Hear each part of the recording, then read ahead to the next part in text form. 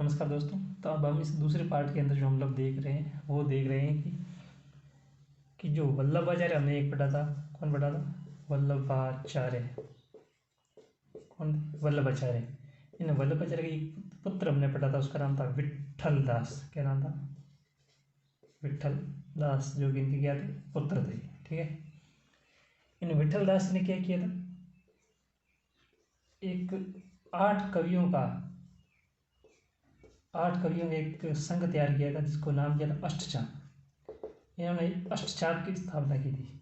और कब की थी? 1565 में। यानी वल्लभाचार्य जी के पुत्र देखो विट्ठल दास जी ने, विट्ठल दास जी ने 8 कवि लिए और उन कवियों का एक संघ बनाया। उस संघ का नाम है अष्टचाप। और इसकी स्थापना कब की? 1565 ईस्वी में।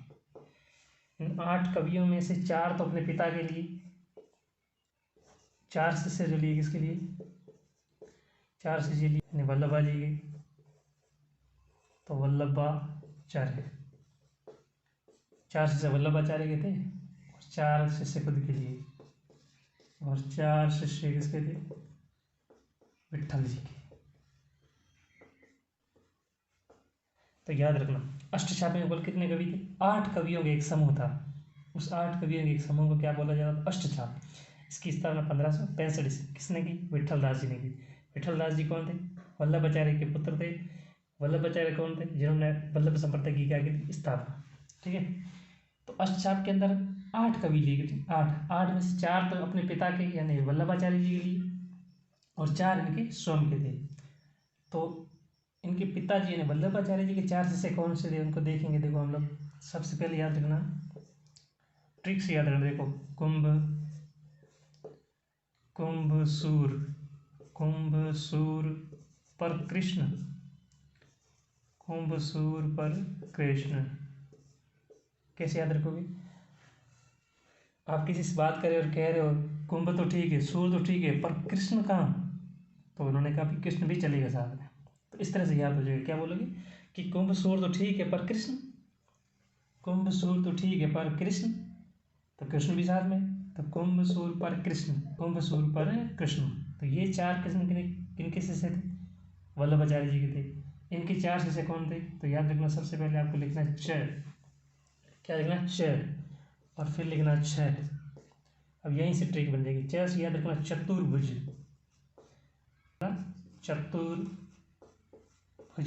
चतुर्भुज दास। छ से याद रखना छी, छ से छित गोविंद, चित गोविंद। और चौथा है नंद। ये 4 हो गए। तो च और छ से क्या होगा? चतुर्भुज दास। और फिर छ से छित, छ चतुर्भुज दास, छित गोविंद। इन च के बाद में छ को याद रखना, च और छ से चतुर्भुज और छ से छित। अब छित और गोविंद को साथ में याद रखना। देखो, चित गोविंद, चतुर्भुज छित गोविंद। और अंत में क्या आएगा? नंददास। अगर आपसे पूछे कि इन अष्टचाप कवियों में सबसे वरिष्ठ कवि कौन थे, तो कुंभन दास। अष्टचाप में जो वरिष्ठ कवि थे ना, वो कौन थे? कुंभन दास जी अष्टचाप के वरिष्ठ कवि माने जाते हैं। और अगर पूछे कि अष्टचाप के कनिष्ठ कवि कौन है, सबसे छोटे कौन है, तो नंददास जी जो है सबसे छोटे कवि माने जाते हैं और ये सबसे बड़े वरिष्ठ कवि। ठीक है। तो सबसे पहले हम लोग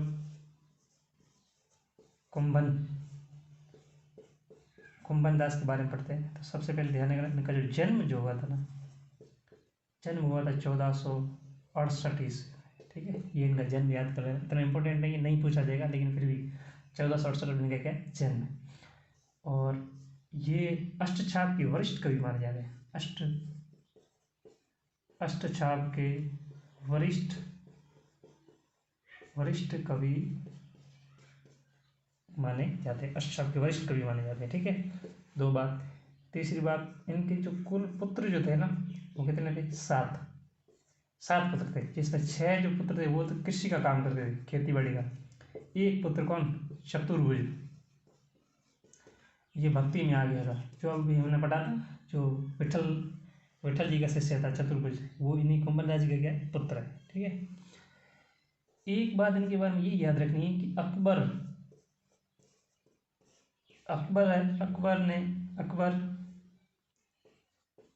अकबर इनके पदों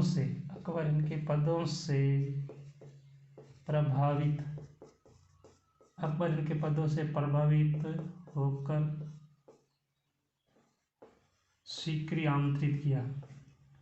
अकबर इनके पदों से प्रभावित होकर सीकरी बुलाया, फतेहपुर सीकरी बुलाया इनके पदों को। कुंभलदास जी के पदों से अकबर इतने प्रभावित हुए कि इनको फतेहपुर सीकरी इनके पद सुनने के लिए बुलाया। तब इसने कहा था कि संतन को काहे सीकरी सो काम,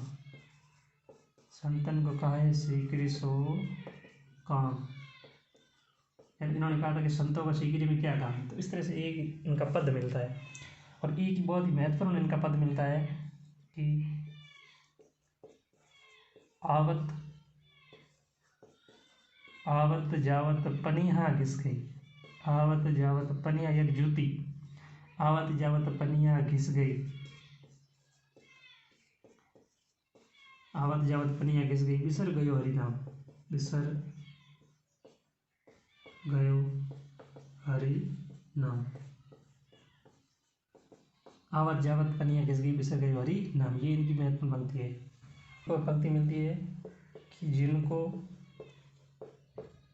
जिनको मुख देखत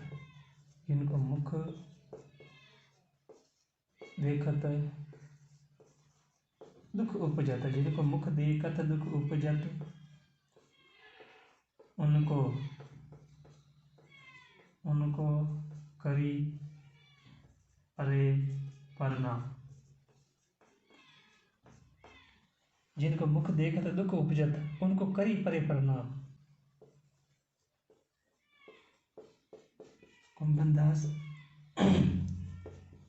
कुंभनदास लाल गिरधर बिन सब भी। अष्टचाप के कवियों में कौन थे? कुंभ, सूरपर, कृष्ण। तो कुंभनदास हो गया। 2 नंबर कौन है? सूरदास। सूरदास जी के बारे में पढ़ेंगे।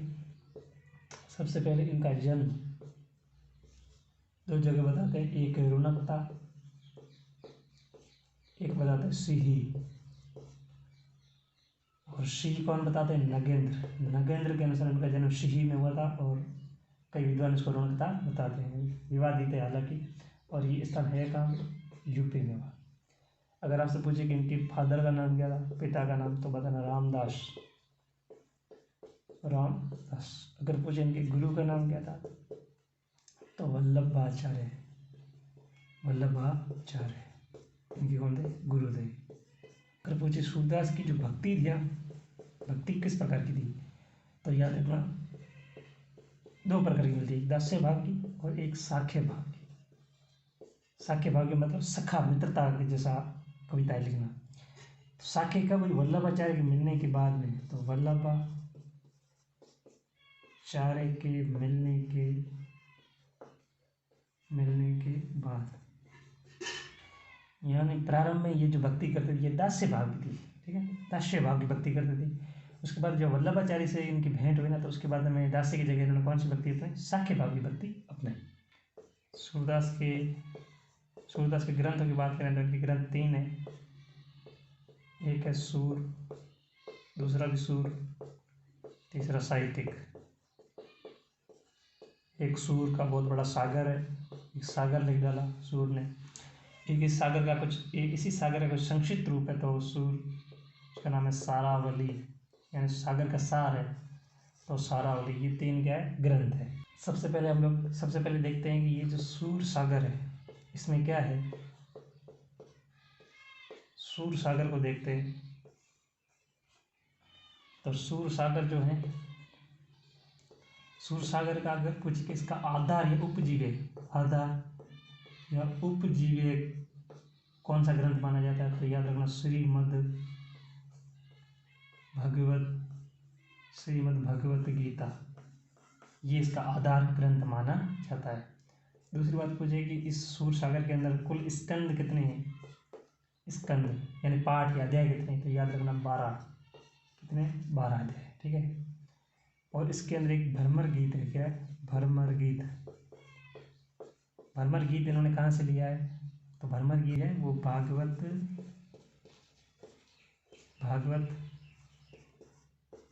भागवत गीता के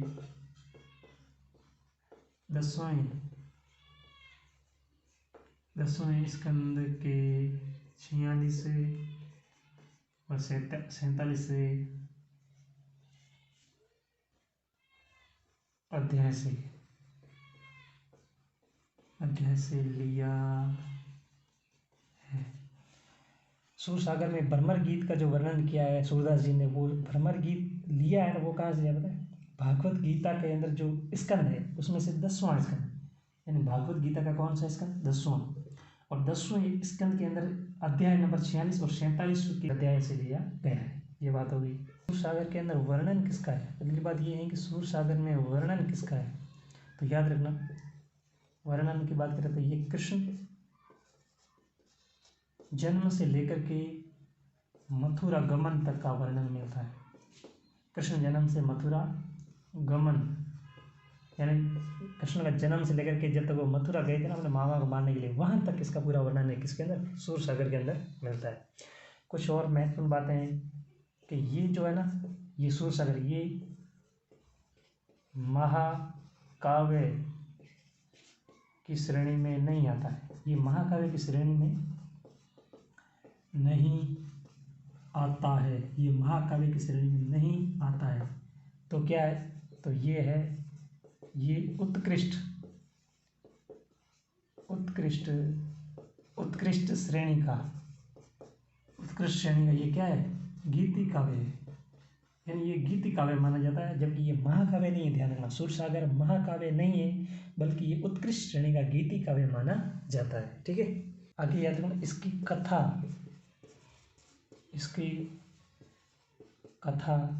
इसके अंदर जो कथा है ना वो संगठित नहीं है, संगठित व क्रमबद्ध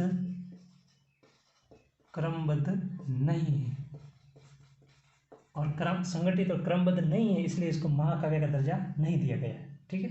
ये कुछ सूरसागर शब्द कुछ महत्वपूर्ण बातें थी। ग्रंथ कौन सा था इनका, सूर सारावली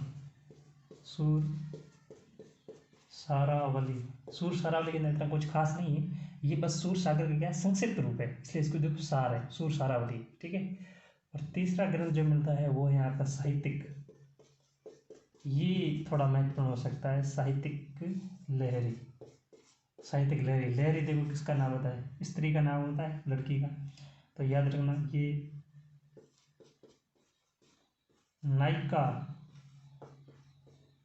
भेद संबंधी एक रीति ग्रंथ है, ये एक रीति काव्य या रीति ग्रंथ माना जाता है, ठीक है। कैसे याद रखोगे, साहित्य का लहरी को नहीं, एक नायिका का नाम हो सकता है, लड़की का नाम, तो ये नायिका भेद संबंधी क्या है, रीति ग्रंथ है, ठीक है। इसके अंदर दृष्टिकूट पद है, कैसे पद है, दृष्टिकूट, और कितने हैं, तो 118 दृष्टिकूट पद है। जानते हैं कि सूरदास का भ्रमर गीत क्या है, भ्रमर गीत, और भ्रमर गीत के जो प्रवर्तक कौन है पता है, भ्रमर गीत के प्रवर्तक कौन है, सूरदास ही है, याद रखना, बहुत ही महत्वपूर्ण है। यानी भ्रमर गीत को हिंदी शायरी के अंदर जो इसको लाए थे सर्वप्रथम वो कौन लाए, सूरदास जी लाए थे, इसलिए भ्रमर गीत के प्रवर्तक कौन माने जाते हैं, सूरदास जी माने जाते हैं। और भ्रमर गीत के अंदर जो भ्रमर शब्द है ये किसके लिए आया है, ये आया है कृष्ण के लिए, किसके लिए आया है, भ्रमर गीत में भ्रमर शब्द किसके लिए, कृष्ण के लिए आया है। और क्या है भ्रमर गीत में, तो याद रखना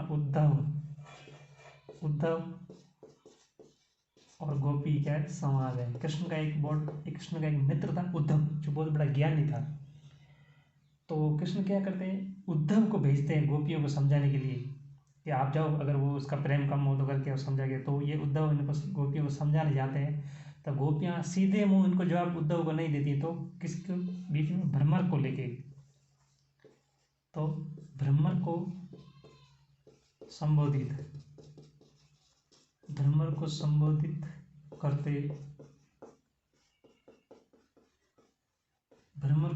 करते गोपियों की आत्मा अभिव्यक्ति, आत्माभिव्यक्ति। जैसे कि अपने घर में, गांव में देखो तो अगर किसी से कोई घर में कोई बात करने जाता है तो औरत सीधी उस आदमी से बात, अनजान आदमी से बात नहीं करके क्या करती, अपने बच्चे को बोलते हैं कि बेटा इनको बोलो कि पापा घर पे नहीं हो। तो इस तरह से ये जो गोपियाँ हैं ना, डायरेक्ट उद्धव से बात नहीं करके वो भ्रमर को बीच में, उसको जो है भ्रमर को बीच में लेकर के उद्धव से जो वार्तालाप करते हैं, वो इस भ्रमर गीत के अंदर मिलता है। ठीक है, आगे शुक्ल ने एक बात की, शुक्ल ने कहा कि ये एक ध्वनि काव्य है। भ्रमर गीत क्या है? शुक्ल ने भ्रमर गीत को क्या बताया? ध्वनि काव्य ही बताया सिर्फ इसको। आगे ये सूरदास का जो भ्रमर गीत है, इस भ्रमर गीत की देन यदि आपसे कोई पूछे तो इसकी दो देन है। क्या? एक तो है कि ज्ञान पर प्रेम की जीत है। ज्ञान पर प्रेम की क्या है? जीत है। ज्ञान पर प्रेम की जीत होगी। और दूसरी है योग के ऊपर भक्ति की जीत बताई गई। भक्ति की जीत। उद्धव जी होते हैं बहुत बड़े ज्ञानी होते हैं, और कृष्ण बोलते हैं कि प्रेम ज्ञान से कम नहीं होता है। तो उद्धव है जो अपने ज्ञान को लेकर गोपियों के पास उनको समझाने जाते हैं, लेकिन गोपियाँ हैं जो उनकी बात तो सहमत नहीं होती है। तो वापस आके उसको बताते हैं कि वास्तव में ज्ञान में इतना दम नहीं, प्रेम में है जो ज़्यादा दम है। तो इसलिए ज्ञान के ऊपर प्रेम की क्या हो जाती है? जीत हो जाती है। और योग है उसके ऊपर भक्ति की क्या मानी गई? जीत मानी गई। भंवर गीत की जगह लिखा भंवर गीत। देखो बात सेम ही अंदर गोपी और उद्धव की बात है, लेकिन उन्होंने नाम चेंज कर दिया। तो नाम चेंज किया, रखा एक ने भंवर गीत रख दिया। तो भंवर गीत से याद रखना नंददास, अभी हमने आगे जो पढ़ेंगे नंददास, उन्होंने क्या लिखा? भंवर गीत को ही थोड़ा और व्याख्यात करके क्या लिखा? भंवर गीत लिख दिया। तो भंवर किसने लिखा? नंददास। भ्रमर से भंवर किसने बनाया? नंद ने। भंवर नंद, भंवर गीत नंददास। ये दोनों तो आधुनिक हैं, ये दोनों भक्ति काल से संबंधित थे। भक्ति काल से अभी हम भक्ति काल पढ़ रहे हैं, तो ये दोनों भक्ति काल के से संबंधित है। भ्रमर गीत तो सूरदास ने लिखा था, भंवर गीत है वो नंददास ने लिखा था। आगे एक ने लिखा उद्धव शतक, सेम ही अंदर थी, बस नाम चेंज कर दिया। उद्धव शतक। क्या लिखा? उद्धव शतक। उद्धव शतक जो लिखा था वो लिखा था जगन्नाथ ने। किसने लिखा था? जगन्नाथ ने। उद्धव का शतक किसने मारा? जगन्नाथ ने। इस तरह याद रखना, उद्धव शतक जगन्नाथ, भंवर गीत नंददास, उद्धव शतक जगन्नाथ। और एक ने लिख दिया भ्रमर दूत। एक ने क्या लिखा? भ्रमर दूत। तो भ्रमर दूत, दूत से याद रखना, दूत कैसा होना चाहिए? सत्य। दूत हमेशा सत्य होना चाहिए। तो सत्य नारायण।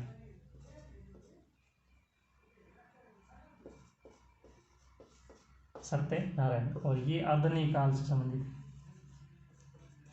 आधुनिक काल से संबंधित है। ठीक है, ये चारों ये साथ में याद करना। यदि आपसे पूछे भ्रमर गीत सूरदास का है, भंवर गीत नंददास का है, उद्धव शतक, शतक कौन मारेगा? जगन्नाथ। और भ्रमर दूत सत्यनारायण गए, तो दूत कैसा आना चाहिए? सत्य। कुछ खास बात क्या है कि शुक्ल जो है ना, शुक्ल ने एक बात कही, शुक्ल ने सूरदास को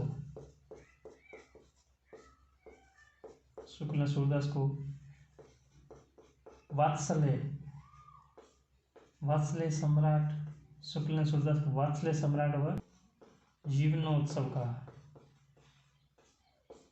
शुक्ल ने सूरदास को क्या कहा? वात्सल्य से। ये कई बार पूछा जाता है, शुक्ल ने वात्सल्य सम्राट किससे कहा है? सूरदास को कहा है। सूरदास को वात्सल्य सम्राट किसने कहा है? शुक्ल ने कहा है। सूरदास को जीवनोत्सव किसने कहा है? शुक्ल ने कहा है। और एक शुक्ल का कथन मिलता है कि सूर वात्सल्य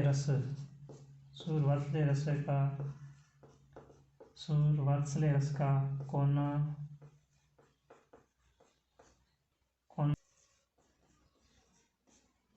क्षण आए, अन्य के लिए कुछ नहीं छोड़ा, अन्य के लिए कुछ नहीं छोड़ा। ये कुछ खास बात है। और एक इनके बारे में है, विट्ठल नाथ ने बात कही थी सूरदास के बारे में। विट्ठल क्या कहा था? जब सूरदास की जब मृत्यु हुई तो विट्ठल नाथ ने कहा था,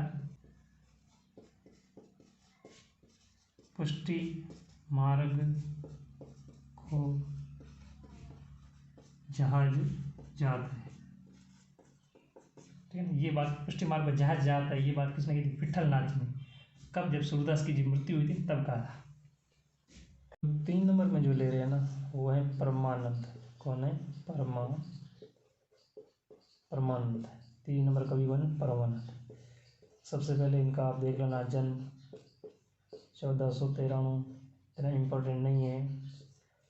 दूसरी बात ये है इनका एक ही ग्रंथ है, ग्रंथ का नाम है परमानंद सागर, जो आसानी से याद हो जाएगा, यानी खुद के नाम पर ही परमानंद सागर। तीसरी बात याद रखना, ये जो परम आनंद है ना, इसको हमेशा परम आनंद की ही प्राप्ति होती थी हमेशा। जब कृष्ण वगैरह ये लोग यशोदानंद जी इनके साथ में रहते थे तो इनको क्या आनंद प्राप्त होता था? परम आनंद। इसलिए अपना नाम क्या पड़ा? परमानंद। लेकिन फिर अचानक ये जब कृष्ण वगैरह ये सब चले गए ना, तो उसके बाद में परमानंद को ऐसा लगा कि अब जब मैं बैकुंठ जाकर क्या करूं, क्योंकि वहाँ पर कोई है ही नहीं। तो इनकी एक प्रसिद्ध पंक्ति मिलती है कि क्या मिलती है कि कहा कहा कहा करो बैकुंठ, कहा करो बैकुंठ ही जाए, कहा करो बैकुंठ ही जाए, जहाँ न यशोदा न नंद न जमुना को नीर,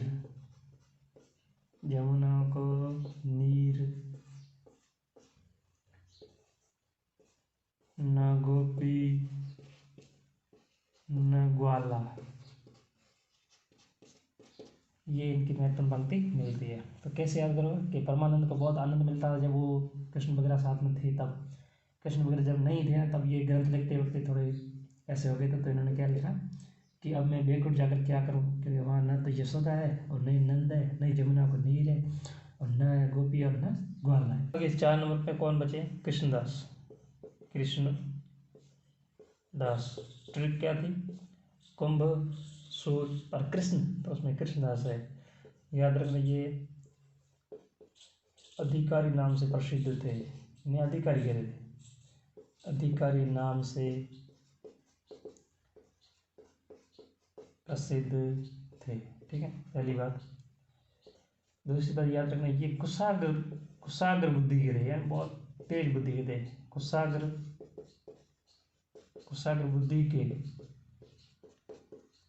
बुद्धि के होने के कारण श्रीनाथ मंदिर के प्रबंधक थे। ठीक है, मैनेजमेंट जो था ना ये संभालते थे। और इन्होंने क्या किया, एक बार ये इनकी और विठल दास जी की आपस में लड़ाई हो गई, झगड़ा हो गया। ठीक है, तो फिर जब ये बात वहाँ के राजा, तत्कालीन राजा थे बीरबल को पता चला, तो कृष्णदास को जेल में डाल दिया। तो विठल दास ने पुनः इन कृष्णदास को छुड़ाने के लिए, विठल नाथ जी हैं जो, वो अनशन पर बैठ गए।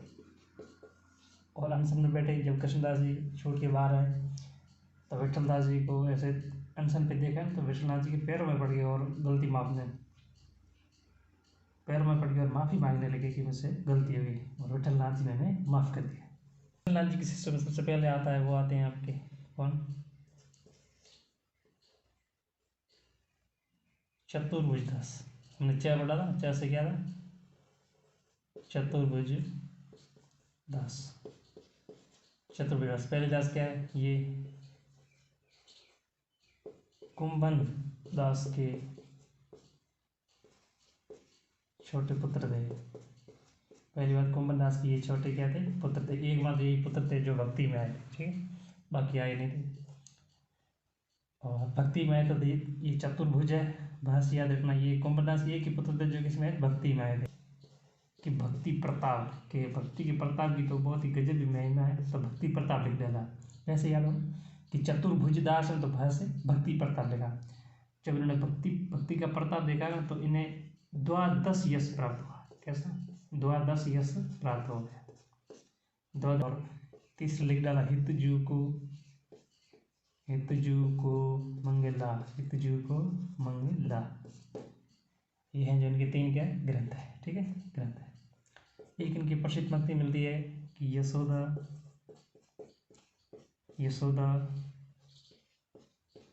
तोरे सुत के करतब अब मोहे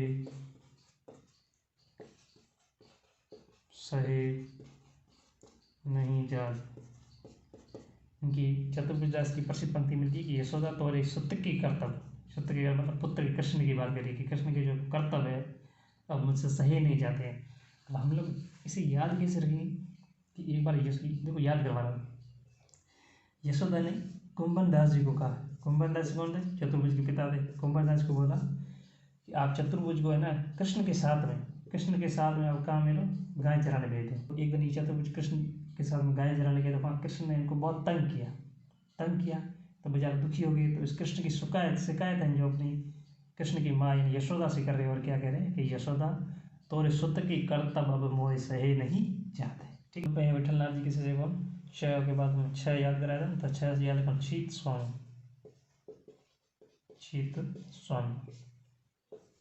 छीत स्वामी के भी याद रखना ये छीतू चौबे के नाम से प्रसिद्ध, छीतू चौबे के नाम से प्रसिद्ध। ठीक है, ये उद्दंड पर्वती के थे,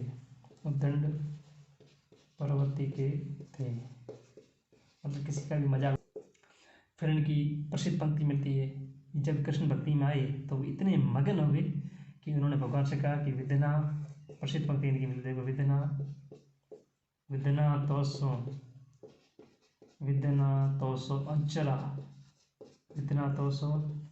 अंचरा पसार मागो, विद्यना तोसो अंचरा पसार मागो, मोही बार बार यही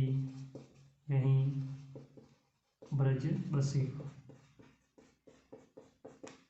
ठीक है, ये इनकी भक्ति मिलती है। यानी जब इनकी कृष्ण भक्ति में आए तो इतने मगन हो गए कि विद्या ने भगवान को कहा कि हे भगवान, मैं आपसे आंचल पसार के एक ही बात मांगता हूँ कि अभी मुझे जब भी आप मुझे जन्म में पैदा करो ना तो बार बार मुझे ब्रज के अंदर ही पैदा करना, क्यों मुझे ब्रज में ही बसना है, मुझे ब्रज अच्छा लगता है। इस तरह से इन्होंने ये आगे इनके 3 नंबर से छित के बाद में छित स्वामी और गोविंद स्वामी। इनके बारे में ये खास बात ये याद रखना कि राजस्थान में का भरतपुर से संबंधित, राजस्थान के भरतपुर से संबंधित एकमात्र अष्टछाप कवि। आपसे अगर वो पूछे कि राजस्थान से संबंधित एकमात्र अष्टछाप कवि कौन थे तो गोविंद स्वामी थे। दूसरी बात याद रखना, ये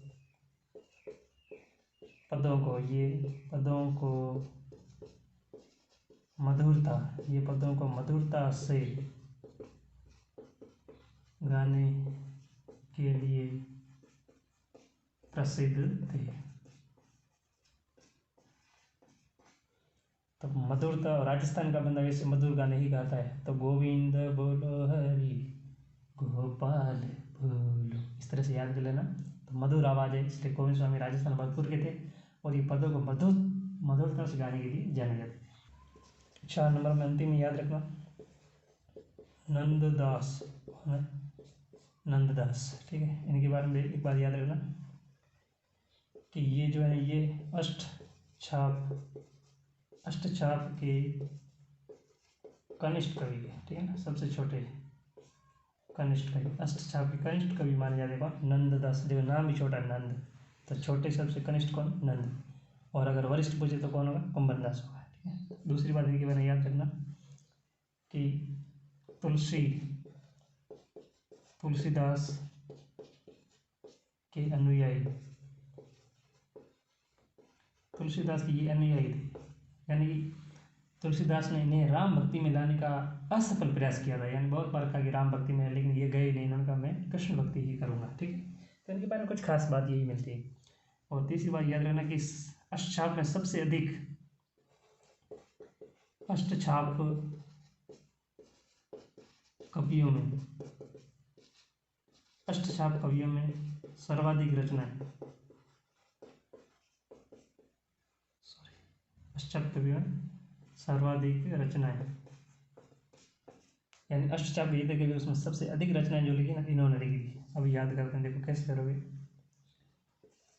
बोलो रूप, रूप और रस। रूप देख के क्या प्राप्त हो, रस, और रस का आपको क्या करना चाहिए, मान, क्योंकि अगर रूप कहीं और चला जाएगा तो हमारे क्या उत्पन्न हो जाएगी, विरह, और फिर मन में क्या आएंगे, अनेक विचार, मन में क्या आएंगे, अनेक विचार। तो ये आपके हैं मंजरी, क्या मंजरी, ये सारी मंजरी है। तो रूप मंजरी, रस मंजरी, मान मंजरी, विरह मंजरी, अनेक मंजरी। अब इनको ट्रिक से कैसे याद करोगे कि हमने सबसे पहले रूप देखा, भाई रूप देखते हैं तो हमारे मन में एक श्रृंगार रस उत्पन्न होता है, तो रस श्रृंगार रस मिला हमें, और उस श्रृंगार रस को आपको क्या रखना है, मान। मान नहीं रखा तो फिर गड़बड़ हो जाएगा। अगर मान नहीं रखा तो वो बिछड़ जाओगे तो आपके मन में क्या पैदा हो जाएगा, विरह, विरह यानी तकलीफ, दुख, विछड़न, और फिर आप हैं जो मन में क्या आएंगे, अनेक विचार आएंगे। तो इस तरह से आपको याद रखना है, मतलब कहने का मतलब। तो फिर या ऐसे भी याद रख सकते हो कि रूप रस मान विरह अनेक, रूप रस मान विरह अनेक, मैं तो ऐसे याद रख लेता हूँ, रूप रस मान विरह अनेक, रूप रस मान विरह अनेक, ये सारी मंजरी। और एक एक याद रखना, प्रेम बारखड़ी, प्रेम, प्रेम बारखड़ी, और श्याम सगाई, प्रेम बारखड़ी, श्याम सगाई, ये अलग अलग लेना। और दो लीला, एक लीला, दो लीला। तो सबसे पहले है दान लीला और मान लीला, दो लीला हो गई। दो पंचाध्यायी है, दो क्या है, पंचाध्यायी, तो पंचाध्याय याद रखना। कौन सी, एक तो है आपकी, एक तो है रास, एक है रास पंचाध्यायी, और ये स याद रखना, सिद्धांत, सिद्धांत पंचाध्यायी, ये दो पंचाध्यायी मिलती है, ठीक है। तो ये जो मंजरी, इनको साथ में याद रखना, रूप रस मान विरह अनेक मंजरी। और दो दो अलग याद रखना कि एक प्रेम बारखड़ी और श्याम की सगाई। प्रेम बारखड़ी याद करवाने के बाद श्याम की क्या क्या करनी, सगाई। पहले प्रेम बारखड़ी याद करवा लो, फिर श्याम की सगाई कर दो। फिर दो लीला लेकर, एक मान लीला, एक दान लीला, या दान लीला मान लीला, और दो आपको क्या लानी, पंचाध्यायी, रास पंचाध्यायी, रास में स आ रहे से सिद्धांत पंचाध्यायी। एक खास बात याद रखना कि शुक्ल जो थे ना, शुक्ल, शुक्ल ने इनके कला पक्ष से श्रेष्ठ हो, ये कला पक्ष में बहुत श्रेष्ठ है, इसलिए इनकी कला का बखान करते हुए कहा था कि नंददास, नंददास, नंददास जड़िया, नंददास क्या है, जड़िया, कवि गड़िया। ये शुक्ल है, ये बहुत इंपॉर्टेंट है, ध्यान रखना, ये बहुत इंपॉर्टेंट है, पूछा जाता है। तो शुक्ल इनके बाद क्या कहा था, नंददास जड़िया कवि गड़िया, एक ये पंक्ति मिलती है। और एक और याद रख देना नोट डाल के कि नंददास की गोपियां जो थी ना, नंददास की गोपियां, ये थोड़ी तार्किक थी, तर्क लगाने वाली थी, तार्किक। लेकिन एक हमने पढ़ा था सूरदास, सूरदास की जो गोपियां थी ना, सूरदास की गोपियां, वो बेचारी थोड़ी भावुक थी, हर बात की भावुक हो जाती थी। ये थोड़ा तर्क वितर्क करते थे, ये भावुक हो जाती थी सूरदास की गोपियां, ये भी थोड़ा याद कर लेना। कि अन्य कवियों में एक कवि को याद रखना, अन्य कवि में यदि बात करें भाई वो तो अष्टछाप के थे, एक अन्य कवि में याद रखना, नरोत्तम दास, नरोत्तम दास स्वामी। और ये नरोत्तम दास स्वामी है, इनकी एक ही रचना मिलती है, उस रचना का नाम पता है क्या, सुदामा चरित। कई बार पूछी जाती है कि सुदामा चरित किसकी रचना है, सुदामा चरित, ये सुदामा चरित जो रचना ये किसकी है, नरोत्तम दास स्वामी की, है ना। याद रखना कृष्ण, कृष्ण भक्ति, कृष्ण भक्ति की निरपेक्ष, कई बार पूछा जाता है निरपेक्ष कवि कौन है, निरपेक्ष कवि कौन है, कृष्ण भक्ति के निरपेक्ष कह दो, या स्वच्छंद, या स्वच्छंद कवि कौन से हैं। कृष्ण भक्ति के निरपेक्ष या स्वच्छंद कवि कई बार पूछा जाता है, तो इसको याद रखना है। तो इसमें एक मीराबाई और एक रसका है। तो सबसे पहले हम लोग मीराबाई को पढ़ते हैं। मीराबाई, मीराबाई की बात हुई करें तो इनका सब जन्म या जन्म जो हुआ था वो 1400 58 ईस्वी में हुआ था कहाँ, कुड़की, कुड़की के अंदर हुआ था, बेड़ता नागौर में, ठीक है, कुड़की बेड़ता। बात है, पूछा जा सकता है कि इनकी जो भक्ति जो थी ना किस भाव की थी, तो भक्ति थी वो आपके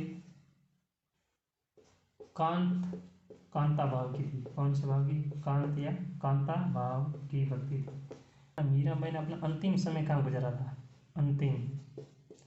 मीराबाई ने अपना अंतिम समय कहाँ गुजारा था, तो याद रखना द्वारकाधीश में, द्वारकाधीश में रणछोड़ दास मंदिर के अंदर। ये पूछा जाता है कई बार, द्वारकाधीश रणछोड़ दास मंदिर में यहाँ अपना अंतिम समय गुजारा, तो यहीं पे क्या हो गई थी, विलीन हो गई थी, ठीक। और उसके बाद एक बात याद रखना है कि इनका मीराबाई का जो मंदिर है ना वो कहाँ है, तो मीराबाई का मंदिर है मेड़ता, और मेड़ता कहाँ है, नागौर में। तो यहाँ पे मीराबाई का क्या मिला, मंदिर। ये बहुत खास बात बता रहा हूँ आपको, ठीक है, जो पूछी जा सकती है। एक पूछे जाते हैं इनके ग्रंथ कौन से, क्या पूछे जाते हैं, ग्रंथ। ग्रंथों में आप क्या याद रखोगे कि सबसे पहले है नरसिंह जी को मायरो, नरसिंह जी का मायरा, ये याद रखना। तो नरसिंह जी का मायरा जो है ना, ये लिखा किसने पता है, फतना खाती ने मीरा के निर्देशन में लिखा, मीरा के निर्देशन में लिखा। नरसिंह जी को मायरा ये लिखा किसने था, रत्ना खाती ने तो लिखा था, लेकिन निर्देशन किसके, मीरा के निर्देशन में लिखा था, इसलिए ये मीराबाई की ही मानी जाती है, ठीक है। दूसरी कैसे याद करोगे कि नरसिंह के मायरे में जाना है तो आपको वहाँ पे जाके क्या गाना है, गीत गाना है, क्या गाना है, गीत, और वो भी राग से गाना है, एक राग में नहीं, दो रागों में गाना है, मस्त मस्त। एक आपको मल्हार गानी है, क्या गानी है, मल्हार गानी है। यहाँ तक देखो कैसे हुआ कि नरसिंह के मायरे में जाना है और क्या गाना है, गीत गाना है। तो गीत से याद रखना, गीत गोविंद की टीका, गीत गोविंद की टीका, ये मीराबाई ने लिखी थी। ये मूल रचना आपको पता है जयदेव की है, गीत गोविंद रचना मूल कितनी, मूल किसकी, जयदेव की। इसकी वो जो टीका लिखी थी वो मीराबाई ने लिखी थी। राग से याद रखना, राग गोविंद ये मीराबाई की रचना है, राग सोरठा ये भी मीराबाई की है। मल्हार में याद रखना मीराबाई का मल्हार, मीराबाई का मल्हार ये इनकी रचना है। और मीराबाई का मल्हार नहीं गाए तो सत्यभामा रूठ जाएगी, सत्यभामा नाराज हो जाएगी, तो सत्यभामा रो सुनो ये भी इनकी रचना है। एक है रुक्मणी मंगल, ये मीराबाई की कुछ रचनाएं मिलती है, ठीक है। दूसरा कवि हम लोग पढ़ रहे हैं वो कौन है,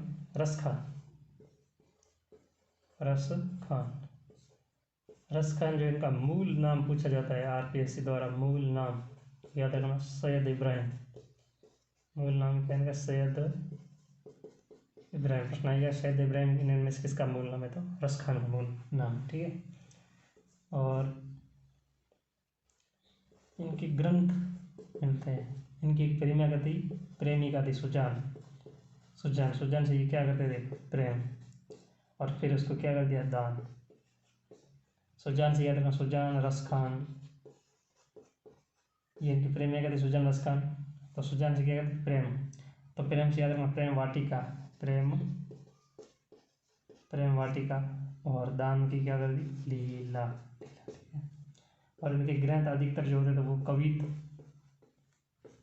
और सवैया छंदों में होते थे, कवित या सवैया छंदों में ही लिखते थे। इनके बारे में ये कथन मिलता है कि इन मुसलमान कवियों पर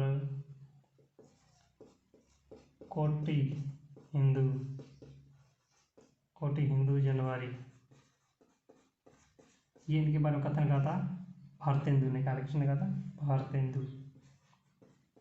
ये भारत हिंदू का कथन है इनके बारे में, ठीक है, कि भाई ऐसे मुसलमान कभी न पर करोड़ यानी करोड़ों हिंदू को है वार दो, ठीक है। इस तरह से कृष्ण भक्ति धारा आपकी हो जाती है पूरी। Thank you so much.